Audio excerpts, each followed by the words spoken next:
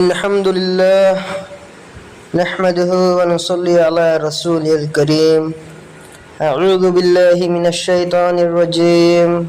بسم الله الرحمن الرحيم. قل هو الله أحد الله الصمد لم يلد ولم يولد ولم يكن له كفوا أحد. ہماری یہ زندگی اور دنیا کی یہ زندگی کسی نے اس کو بڑی پیار مثال سے وضاحت کیا کہ ایک شخص کے پیچھے شیر لگا ہوا ہے اور وہ شیر سے بچنے کے لیے دوڑتا ہے. دوڑتے دوڑتے ایک کنویں کے منہ پر پہنچ جاتا ہے اور کنویں کی رسی پکڑ کر نیچے لٹک جاتا ہے. اوپر شیر ہے، درمیان میں آ گیا، نیچے جھانکتا ہے تو ایک اژدہا بیٹھا ہوا ہے. اب بڑا پریشان ہوتا ہے کہ اوپر جاؤ تو شیر، نیچے جاؤ تو اژدہا. اچانک کنویں کے کونے میں اسے شہد کی مکھی نظر آتی ہے. شہد کا چھتا ہے.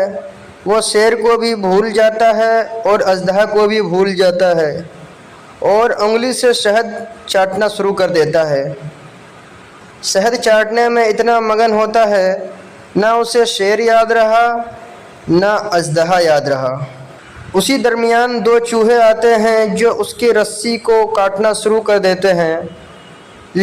ایک سیاہ ہے ایک سفید، اور انہیں دیکھتا ہے لیکن شہد بڑا میٹھا ہے، اس کے اندر مگن ہے. یہ انسان کی زندگی کی بڑی شاندار مثال ہے. وہ شیر موت ہے جو میری اور آپ کی سب کے پیچھے لگی ہوئی ہے. کنویں کی رسی زندگی کی رسی ہے اور نیچے جو اژدہا بیٹھا ہے وہ قبر کی اندھیری کوٹھری ہے. وہ دو چوہے ایک دن اور ایک رات اس رسی کو برابر کاٹ رہا ہے اور وہ میٹھا شہد دنیا کی رنگینیاں، لذت اور عیش و آرام ہے. بد نصیب ہے وہ انسان جو دنیا میں اس طرح ڈوب جائے کہ اسے کچھ یاد نہ رہے، نہ موت یاد، نہ قبر یاد، نہ حساب و کتاب یاد. یہ دن جو گزر رہا ہے، یہ رات جو ختم ہو رہی ہے، دوبارہ نہیں آئے گی. ہم جتنا آنکھیں بند کر کے دنیا کے پیچھے بھاگے، ایک دن رسی ضرور کٹ جائے گی اور ہم اس قبر کے اندھیری کوٹھری میں ضرور پہنچیں گے. پیارے حبیب محمد الرسول اللہ صلی اللہ علیہ وسلم اپنی امت کو اسی لیے درس دے کے گئے، 5 چیزوں سے پہلے 5 چیزوں سے فائدہ اٹھا لو. اپنی جوانی سے فائدہ اٹھا لو، بڑھاپے کے آنے سے پہلے. جوان آدمی چاہے تو روزے رکھ سکتا ہے، رات کو قیام کر سکتا ہے، اللہ کے دین کے لیے محنت کر سکتا ہے. بڑھاپے میں بیماریوں کا غلبہ ہوتا ہے، نہ روزے آسان ہوتے ہیں، نہ قیام، نہ محنت. لہٰذا بڑھاپا آنے سے پہلے جوانی کو غنیمت جانو، یہ ہماری اصل دولت ہے. جیسے محمد الرسول اللہ صلی اللہ علیہ وسلم نے فرمایا، قیامت کے دن اللہ خاص ان ایام کا سوال کرے گا، اس جوانی میں کیا کر کے آیا؟ ہمیں تو شیطان نے جملہ ہی اور سکھا دیا. جوانی مستانی ہوا کرتی ہے. جوانی بڑھاپے میں جب جائیں گے، پھر نماز روزے کی بات کرنا، پھر قرآن حدیث کی بات کرنا، کسی اور جوگے رہیں گے نہیں. سارا دن مسجد، قرآن، گھر، مسجد، کیا کام ہوگا؟ ابھی تو جوان ہے. تو جوانی کے اندر جب انسان سب کچھ کرنے کے قابل ہو، اللہ کے ڈر سے نہ کرے، یہی تو اللہ کا دین ہے، یہی تو اللہ کی محبت ہے، یہی تو اللہ کا ڈر ہے، ڈر کا نتیجہ ہے. بوڑھا انسان کچھ کر نہیں سکتا. وہ کہے میں توبہ کر گیا، اللہ رحمان رحیم ایسا ہے، بوڑھے کی توبہ بھی قبول کر لیتا ہے. لیکن اصل چیز یہ جوانی کی زندگی ہے. جوانی کے ایام بڑا قیمتی ہے.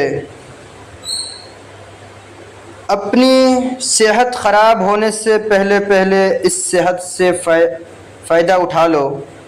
جب آپ کی صحت برقرار ٹھیک ہے، پتہ نہیں کب بیمار ہو جاؤ۔ جو بھائی فجر کی نماز مسجد میں ادا نہیں کرتا وہ صحت مند ہے، کیا پتہ اس کی ٹانگ کب ٹوٹ جائے، اور جب ٹانگ ٹوٹ جائے گی چلنے پھرنے کے قابل نہ ہو، آن بیڈ ہو جائے، یہ اب چاہے بھی مسجد جا سکتا نہیں۔ صحت سے فائدہ اٹھاؤ بیماری آنے سے پہلے پہلے۔ بیماری میں کچھ چاہو گے کر نہیں سکو گے، لیکن قربان جائے مالک کے رحمتوں پر،